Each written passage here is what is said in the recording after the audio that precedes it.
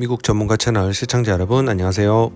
오늘은 세금 보고 시즌에 자주 하는 질문 중에 나와 같은 회사에 다니는 친구는 환급이 나오는데 저는 납부가 나왔습니다. 왜 그런가요? 라는 질문에 대한 답변을 드리는 시간을 가지도록 하겠습니다. 동료와 큰 여건의 차이가 없어 보이고 연봉도 비슷한데 이상하게 그 사람은 납세가 없거나 환급인데 나는 납부가 나오는 상황. 과연 왜 이런 현상이 벌어지는 것일까요? 지금 바로 시작합니다.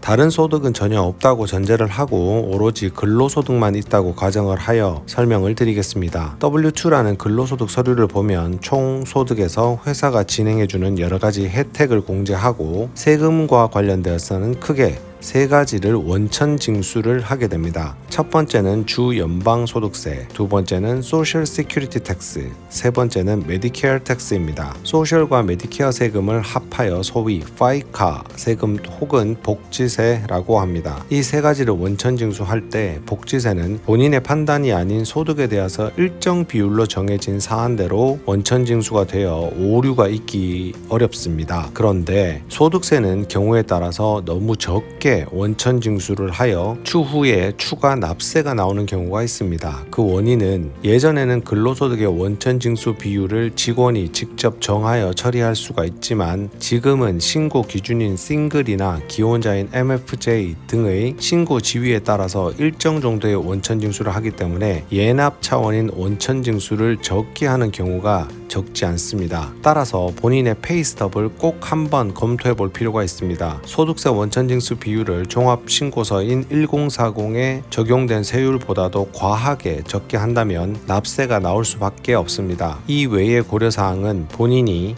이자, 배당, 임대 등의 불로소득이 있는지, 해외 소득이 있는지, 주식 등을 거래하여 양도소득이 있는지도 보셔야 합니다. 각각의 소득 등은 수익을 받을 때 통상 원천 징수를 하지 않는 경우가 많아서 결국 세금을 납부하는 경우가 많아서 추가세액을 미리 더 원천 징수를 해두던가 아니면 분기별로 납부 기한에 맞추어 중간 예납을 고려해 볼 필요도 있습니다. 이 밖에 자녀의 유무, 의료비, 모기지 등 여러 가지 공제 항목들에서 과세 소득을 줄일 수 있는 요건들이 없으신 분들이 소득세 원천 징수 비율을 고려하지 않거나 근로소득 이외의 불로소득을 감안하지 않고 그대로 두시게 되는 경우는 반드시 추가 납세가 나오게 되고 납세뿐 아니라 납부 기한 이후에 1,000불 이상의 추가 납세가 나오면 페널티가 부과될 수도 있습니다. 판단은 납세자의 몫입니다. 본인이 원천 징수나 예납을 굳이 하지 않고 본인은 어느 정도 페널티를 납부하는 한이 있더라도 그냥 예납이나 원천 징수를 배제하고 그냥 소득을 모두 가지고 간 뒤에 개인소득세 신고 시 종합하여 납세가 나오는 것을 감수할 수도 있고 그렇지 않을 수도 있습니다. 결국 이자성 페널티 등의 절약을 통해 절세를 할 것이냐 말 것이냐는 납세자의 판단 영역이라고 볼 수 있습니다. 오늘 저희 미국 전문가 채널을 내용을 보신 뒤에도 본인의 수익 서류 세부 사항인 페이스톱을 점검하지 않으시면 안 되겠죠. 꼭 한번 점검해 보시길 바랍니다. 적어도 모든 소득세 신고의 결과 후에 연방소득세 신고서 1페이지, 2페이지는 어떻게 적용이 되고 있는지 잘 알고 있으면 좋겠습니다. 아무리 비슷한 처지에 있더라도